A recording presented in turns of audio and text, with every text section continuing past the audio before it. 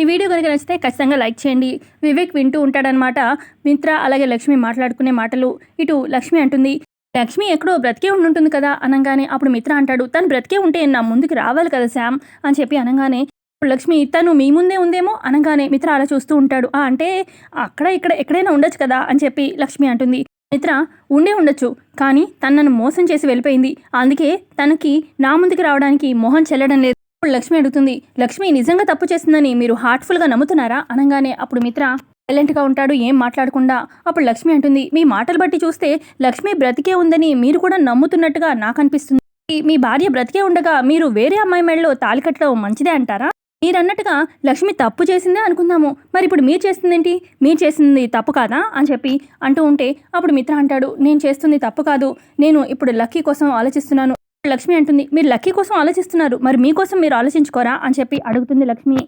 మిత్ర అంటాడు, ఈ పెళ్లితో నేను లాభపడేదేమీ లేదు అని చెప్పి అనగానే అప్పుడు లక్ష్మి, అయితే కోల్పోయేది కూడా ఏమీ లేదా అనగానే మిత్ర అలా చూస్తూ ఉంటాడు. అప్పుడు లక్ష్మి అంటుంది, మనం ఏదైనా పని చేస్తే దానికి లాభము ఉంటుంది, నష్టం కూడా ఉంటుంది. అప్పుడు మిత్ర అంటాడు, ఈ పెళ్లి జరిగితే లక్కీకి మాత్రం ఒక మంచి అమ్మ దొరుకుతుంది అనగానే అప్పుడు లక్ష్మి అంటే పెళ్లి వల్ల మీరు లక్ష్మిని శాశ్వతంగా కోల్పోవాల్సి వస్తుంది అనగానే అప్పుడు మిత్ర అంటాడు, అది ఆలోచించుకోవాల్సింది లక్ష్మి అని చెప్పి అంటాడు మిత్ర. లక్ష్మి అంటుంది, అంటే మీకు లక్ష్మి మీద జస్ట్ కంప్లైంట్ మాత్రమే ఉందా, రెస్పాన్సిబిలిటీ లేదా? ఆంటీ అంకుల్ చెప్పిన మాటలు బట్టి నాకు అర్థమైందంటే లక్ష్మి వల్ల మీకు చాలా మంచి జరిగిందని, అవన్నీ మీరు మర్చిపోయినట్టేనా అని చెప్పి అడుగుతూ ఉంటే మిత్ర ఇక గుర్తు చేసుకుంటూ ఉంటాడు లక్ష్మి చేసిన మంచిని. లక్ష్మి అంటుంది, లక్ష్మి తప్పు చేసిందని చెప్పి మీరు అంటున్నారు, మీరు అది మనస్ఫూర్తిగా నమ్ముతున్నారా? లక్ష్మి తప్పు చేసింది అనుకుందాము, అది సగమే మీకు తెలిసి ఉండొచ్చు కదా నిజం, మిగతా సగంలో తను నిజమే అంటే అక్కడ ఏం జరిగిందనేది మీకు తెలియదు కదా, దాని గురించి మీరు ఎందుకని ఆలోచించట్లేదు? లక్ష్మి అంటుంది, ఆ రాముడైనా ఎవరో ఏదో అన్నారని చెప్పి సీతను వదిలేశాడు, కానీ సీత మీద ప్రేమను మాత్రం ఎప్పుడూ వదులుకోలేదు. ఈ పెళ్లి వల్ల మీరు లక్కీకి మంచి జరుగుతుందని ఆలోచిస్తున్నారు, ఓకే బాగానే ఉంది, కానీ మీరు లక్ష్మిని శాశ్వతంగా కోల్పోతున్నారని మాత్రం మీరు గుర్తించట్లేదు.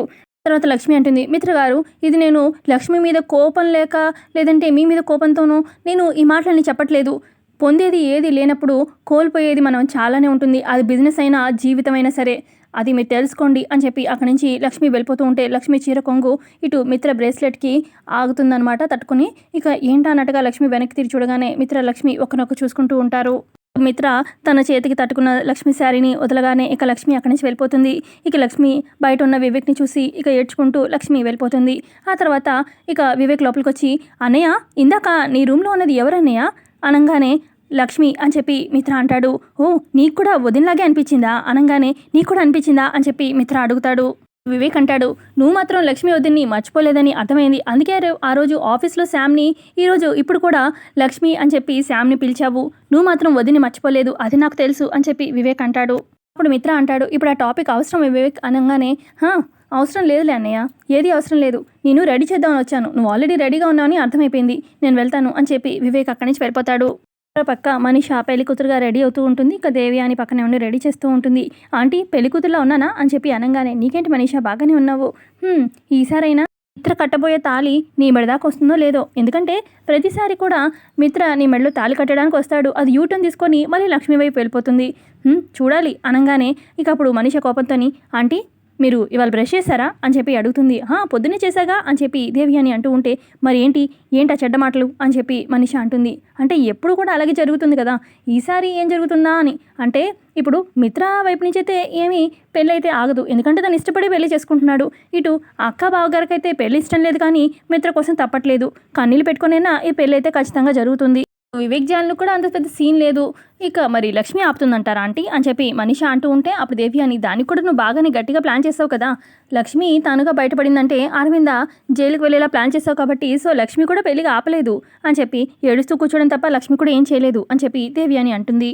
మరో పక్క ఒక దగ్గర నించొని ఏడుస్తూ ఉంటే అప్పుడు జాను వచ్చి, బాగుందక్క నీ కట్టు బొట్టు చీర అన్నీ బాగున్నాయక్క, ఈరోజు ఏంటి లక్ష్మిలా రెడీ అయ్యావు, ఓ ఈరోజు లక్ష్మి గెటప్ లాస్ట్ గెటప్ అన్నట్ట, అంటే ఇంక శాశ్వతంగా నువ్వు సంయుక్తలాగా ఉండబోతున్నావా అక్క, అంతేనా అంతే కదా, చూడు ఇక్కడ ఈ పెళ్ళి ఈ తతంగం బాజా భజంత్రీలు అన్నీ కూడా నిన్ను ఎక్కిరిస్తున్నట్టు అనిపించట్లేదా అక్క, ఇక్కడ నీ మిత్రగారి పెళ్లి కాదు, నీ చావు జరుగుతుందనిపిస్తుంది. లక్ష్మి శాశ్వతంగా చనిపోయి ఇక సంయుక్తలాగా మిగిలిపోవడం తప్ప ఇంకేమీ కనిపించట్లేదక్క నాకైతే. అసలు అటు అత్తయ్య మామయ్య గారు కూడా నీ గురించి ఏడుస్తున్నారు. వాళ్ళ చేతులు కూడా కట్టేశావు, ఇటు మా చేతులు కూడా కట్టేశావు ఏం చేయకుండా. కనీసం నీ జీవితం నువ్వైనా కాపాడుకుంటావా అంటే నువ్వు కూడా ఏం చేయట్లేదు కనీసం. ఇక ఏమీ చేయడానికి కూడా ఏమీ మిగలలేదక్క అని చెప్పి అంటూ ఉంటే అదే టైంకి అక్కడికి జయదేవ్ అలాగే అరవింద వస్తారు. జాను చెప్పింది కరెక్టే కదా లక్ష్మి, కనీసం మమ్మల్ని ఏమీ చేయనీయట్లేదు, కనీసం నువ్వైనా ఏమైనా చేస్తున్నావంటే ఆ దేవుడి మీద భారం వేశావు. అయినా అలా వేయడం కరెక్టేనా చెప్పు? గాల్లో దీపం పెట్టి దేవుడా నువ్వే దిక్కంటే దేవుడు మాత్రం ఏం చేస్తాడు? మనమే ఏదో ఒకటి చేయాలి కదా లక్ష్మి.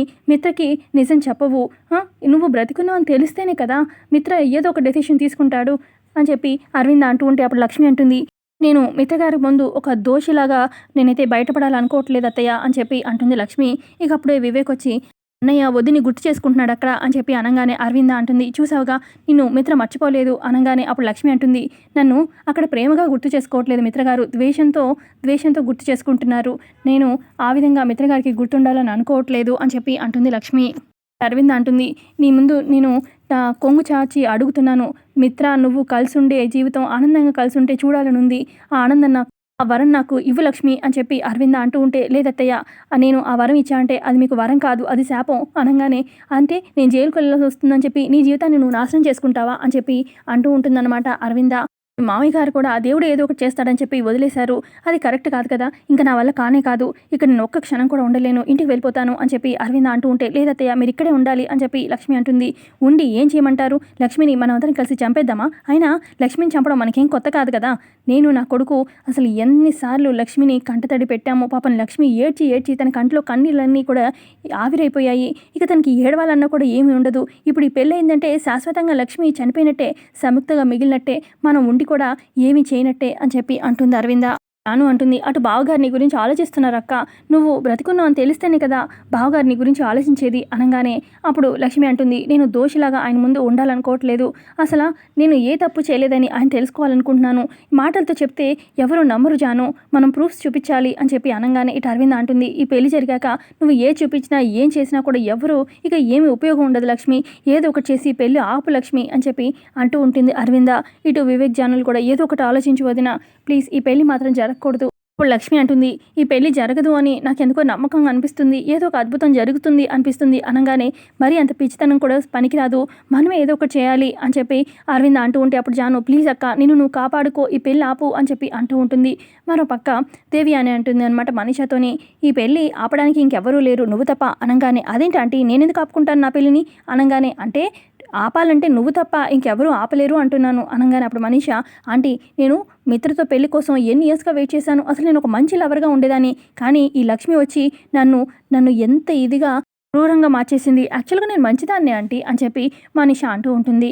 ఇటు దూరంగా లక్కీ అలాగే జున్ను ఉంటారనమాట. వాళ్ళేమో మనీషా వైపు చూస్తూ ఉంటారు. ఇక అప్పుడు జున్ను అంటాడు, జున్ను అసలు ఈ మనీషా ఆంటీ నిన్ను మంచిగా చూసుకుంటుందంటావా? నాకైతే ఈ మనీషా నేను సరిగ్గా చూసుకోదనిపిస్తుంది, మీ డాడీకి కరెక్ట్ కాదనిపిస్తుంది అనగానే అప్పుడు లక్కీ అంటుంది, నాకు కూడా అంటే ఈ పెళ్ళి ఇష్టం లేదు నిజం చెప్పాలంటే, యాక్చువల్గా మా నాన్నని చూసుకుంటుందని ఒప్పుకున్నాను అనగానే అప్పుడు జున్ను అంటాడు, యాక్చువల్గా మీ డాడీ అయితే నీకోసమే ఈ పెళ్ళి ఒప్పుకున్నారు, అటు నానమ్మ తాతయ్యలు కూడా ఈ పెళ్ళికి ఏమీ ఇష్టపడట్లేదు అని చెప్పి అనగానే, నాకు ఈ పెళ్లి జరగడం ఇష్టం లేదు, కానీ డాడీ మాటకి ఎదురు చెప్పలేక అని చెప్పి లక్కీ అంటుంది.